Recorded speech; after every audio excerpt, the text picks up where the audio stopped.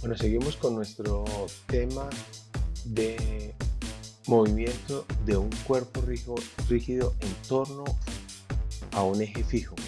Y en esta ocasión nosotros vamos a hablar de la dinámica rotacional, pero para eso un poquito de recapitulación. Teniendo en cuenta que cuando un objeto rígido da vueltas en torno a un eje fijo, la posición angular, la rapidez angular y la aceleración angular se relacionan con la posición, la rapidez y la aceleración traslacional mediante las relaciones que tenemos acá en el tablero. Con eso nosotros pudimos llegar a las conclusiones de que las ecuaciones cinemáticas para el momento rotacional en torno a un eje fijo tienen una gran similitud con las ecuaciones cinemáticas para el movimiento traslacional, es decir, tienen exactamente la misma forma. Ahora, también hablamos nosotros de que si un objeto rígido da vueltas en torno a un eje fijo con rapidez angular omega, podemos calcular su energía cinética rotacional como un medio del momento de inercia por la velocidad angular al cuadrado. De esta manera se introdujo el concepto de momento de inercia, que en su expresión más general lo podemos tener como la integral o la sumatoria de las distancias r al cuadrado, que es la distancia que hay desde un elemento de masa hasta el eje de giro por cada elemento de masa. Y el cálculo de cada uno de estos momentos de inercia se sale de nuestro curso. Podemos tener una tablita porque hay que resolver estas integrales, algunas de las cuales nosotros ya lo hemos mostrado activamente. Pero ahora miremos qué sucede cuando una fuerza es aplicada a ese cuerpo que puede rotar. Esa fuerza se aplica perpendicular a la rotación. Decimos que en ese caso, si, como lo estaba mostrando, entonces la parte que está perpendicular, esta es la fuerza, pero la componente perpendicular produce un torque, y ese torque es igual por definición al producto entre la distancia que hay desde el punto de giro hasta el punto de aplicación de la fuerza R por la componente perpendicular a la palanca que tenemos en este momento, que sería F por seno de teta. Pero evidentemente, si vemos que este R proyectado en la dirección perpendicular a esta línea, eso también sería R por seno de phi, que es esta distancia D. Es decir, como el momento de inercia, al igual, no hay un valor único del momento de torsión sobre un objeto. Su valor depende de la elección del eje de rotación. Cuando elegimos el eje de rotación, esa distancia va a quedar definida. Ahora, si dos o más fuerzas actúan sobre un objeto rígido, como en esta figura abajo, entonces cada uno de ellos tiende a producir una rotación, y el resultado general será la sumatoria de esos momentos de fuerza. Debemos elegir una dirección de giro, y con esa dirección de giro nosotros decir que esas rotaciones esos torques los vamos a considerar positivos, y los que intentan girar el cuerpo en sentido contrario los vamos a considerar negativos. En este caso, los torques que giran en contra de las manecillas de ángulo nosotros los estamos considerando positivos, y podemos decir que entonces tau 1 más tau 2 sería igual a F1 por D1, aquí está la distancia de palanca, menos F2, porque mire que intenta girar el cuerpo en el sentido contrario, F2 por D2. Entonces, ahora, el momento de torsión realmente es un vector. En muchos autores ustedes van a encontrar que se llama un par de fuerza o un momento de fuerza. Entonces, el momento de torsión es un vector cuya magnitud, tau, es igual a R por F. Sí, acá sería F, tenemos por alguna razón esto escrito así, por seno de teta, y su dirección sigue la regla de la mano derecha, como lo estamos mostrando nosotros aquí. ¿sí? Y como se ve en la figura. Cuando definimos el eje, el sentido del giro, podemos decir que colocamos los dedos en la mano derecha, como hemos explicado en el caso de cinemática, en los dedos en el sentido de aplicación de la fuerza, que es lo que va a tender a hacer ese giro, y el dedo pulgar nos señala en qué sentido está sucediendo ese giro. Entonces realmente es un vector de fuerza que debemos tener nosotros en consideración. Mostremos ahora un ejemplo de aplicación de esa definición del momento de fuerza. Para este cilindro que tenemos nos preguntan cuál es el momento de torsión neto que actúa en este cilindro, como lo estamos viendo en el dibujo. Pues lo que tenemos que hacer nosotros es primero definir una dirección de giro, la estamos definiendo con omega y la dirección, y considerar los torques en ese sentido positivos, y entonces vamos a escribir que positivo, que es ese torque que intenta girar en esa misma forma, T2 R2 por seno. Mire que aquí esto es un ángulo recto, entonces por seno de pi medios, menos, porque este va en sentido contrario, T1 R1 por seno de pi medios.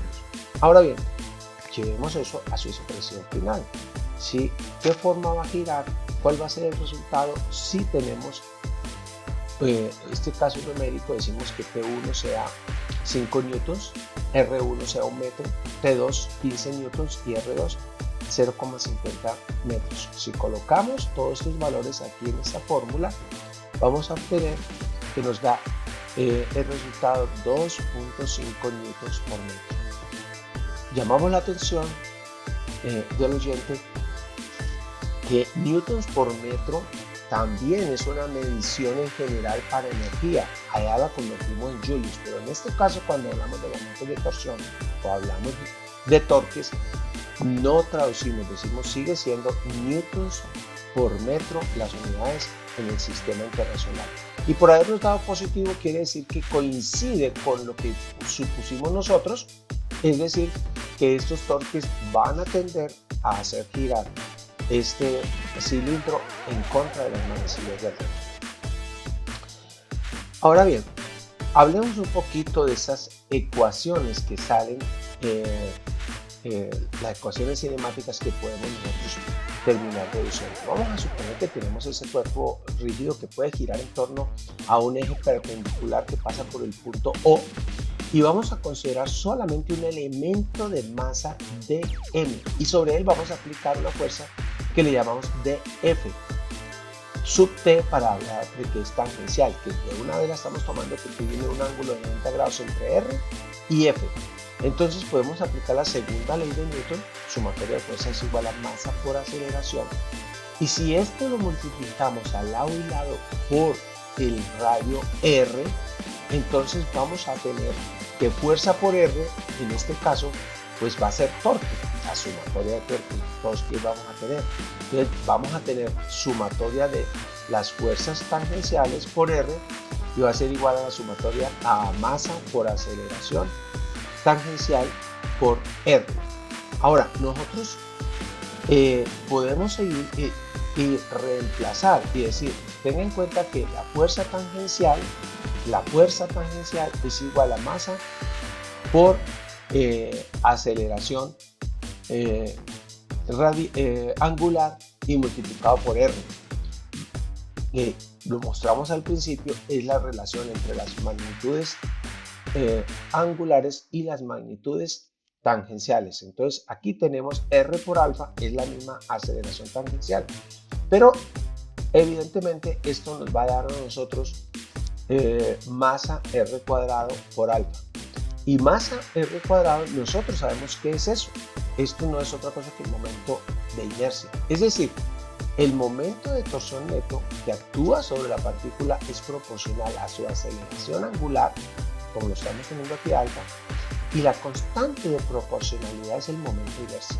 Entonces podemos escribir ahora, cogiendo los extremos, que sumatoria de momentos de fuerza es igual a I por alfa, y es una expresión de la segunda ley de Newton para el caso de rotaciones alrededor de un eje fijo, de un cuerpo rígido alrededor de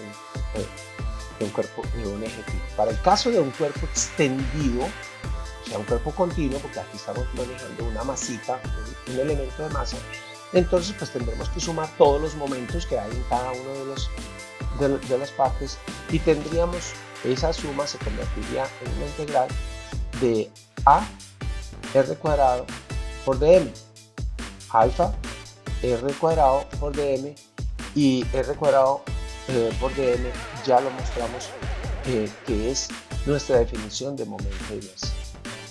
Miremos esto en una aplicación. Un ejercicio en este tenemos el caso de una palanca, una barra que puede girar libremente en un punto de pivote.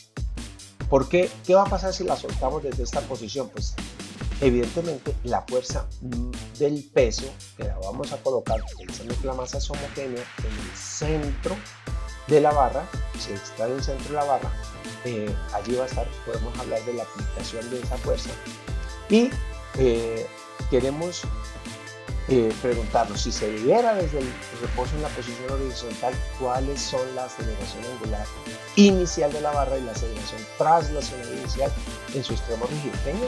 Vamos a concluir de que la aceleración en este caso es variable, por eso hablamos de la aceleración angular inicial. ¿Qué hacemos para eso? Pues simplemente aplicamos lo que acabamos de escribir. Momento de torsión es igual a fuerza por la distancia de aplicación. Ese es el momento de torsión. Pues tau es masa por gravedad, y la distancia, si esto es L, será L medio. Podemos entonces aplicar la segunda ley de Newton y escribir que alfa es directamente proporcional al torque e inversamente proporcional al momento de inercia. Y con esto aplicamos el torque, que es, aquí lo tenemos, masa por gravedad, L medios, y para esta barra ya habíamos calculado que el momento de inercia es igual a 1/3 de la masa por L al cuadrado. Es decir, que obtenemos al cancelar masas con masas y organizar la ecuación, nos da 3G sobre 2L. Esta es la aceleración angular de la barra en el momento inicial. La aceleración angular de la barra en el momento inicial.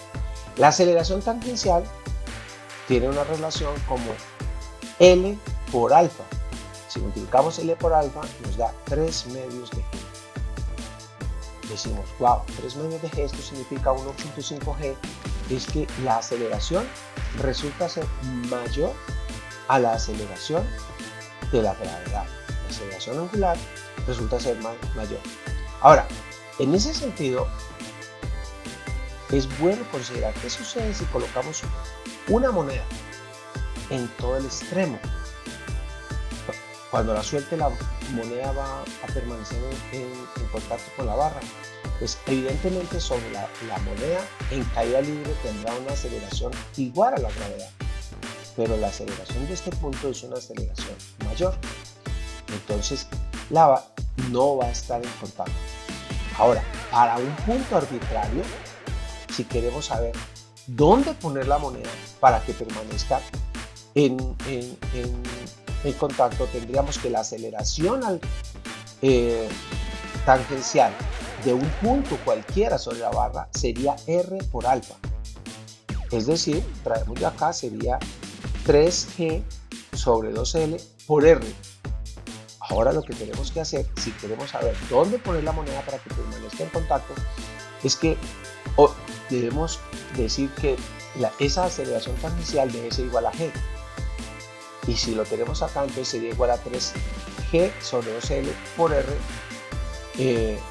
Y cogemos esta parte de la igualdad, lo tomemos, y con eso encontramos que para que la moneda permanezca en contacto debe colocarse a una distancia desde el pivote de 2/3 de L. Si está más adentro, o sea, si es menor que 2/3 de L, la moneda siempre estará en contacto, seguirá en contacto, pero si es mayor de 2/3 de L hasta L, como lo hemos mostrado, la moneda, tan pronto se suelte la barra, la moneda quedará en caída libre y no tendrá más contacto con la barra. Bueno, un problema más, un ejercicio más. Miremos ahora esto que es muy parecido a una máquina de ADU. Tenemos una polea, ¿sí?, sobre la cual hay una cuerda enrollada que vamos a considerar que no derrama, o sea, que se mantiene pegada con ella. Y hemos colocado una masa a través de un cable ideal, que no se estira y que no consideramos que tiene masa. Y nos piden que calculemos la aceleración angular de la rueda, en este caso, la aceleración lineal del objeto, que es esta masa, y la tensión en la cuerda.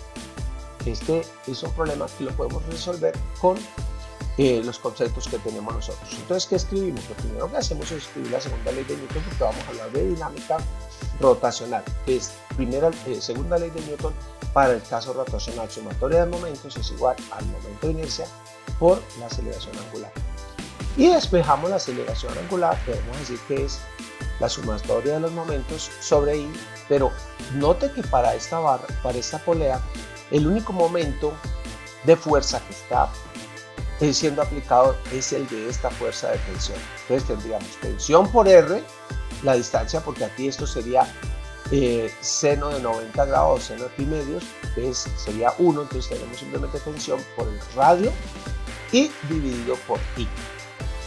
Ahora bien, para el cuerpo hacemos un diagrama de cuerpo libre y tendríamos que la sumatoria de fuerzas en Y verticalmente, vamos a tener masa por gravedad menos tensión, va a ser igual a masa por aceleración. Y hemos escrito la segunda ley de Newton ahora para el cuerpo que está descendiendo.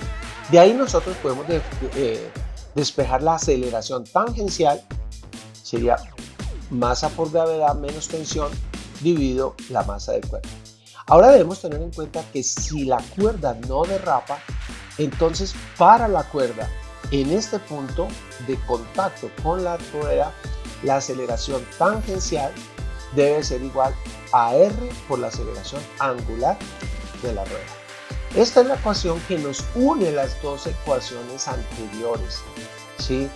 Entonces, en este caso nosotros traemos alfa de aquí, lo reemplazamos T R cuadrado por I y traemos esta parte de la tensión y la escribimos aquí, que sería masa por gravedad menos tensión por la masa. Estamos trayendo esta parte de la tensión para reemplazar, y cuando reemplace todo, entonces voy a tener que tensión por R al cuadrado por masa. Lo que estoy haciendo es despejar, mire que masa lo pasamos por acá y lo pasamos para la derecha, entonces me da I masa por gravedad menos tensión por I, y de ahí pues podemos hacer un poco de álgebra para organizar a un solo lado las tensiones. Vamos a despejar las tensiones y poder despejar la tensión, que nos va a dar masa por gravedad 1 más masa R cuadrado sobre I. Les recuerdo que I es el momento de inercia, en este caso de un disco sólido. Entonces podemos escribir, entonces si esto es la tensión, vamos a reemplazar la tensión aquí donde tenemos aceleración, ¿sí? Tangencial, y si reemplazas este valor en la fórmula de aceleración, entonces vas a tener que la aceleración es igual a gravedad sobre 1 más I sobre mr al cuadrado. Sí, y la aceleración angular la tenemos acá, miren, de aquí la podemos despejar, sería A sobre R, es decir, A dividido R. Entonces tendríamos el valor de la aceleración angular, y hemos encontrado las tres cosas que nos pidieron: la tensión de la cuerda, la aceleración angular y la aceleración lineal del objeto que estamos considerando nosotros. Por último, para trabajo individual, dejamos esta máquina de ADU. Se tiene una polea homogénea construida por dos ruedas, una rueda externa de radio R1, una rueda interna de radio R2.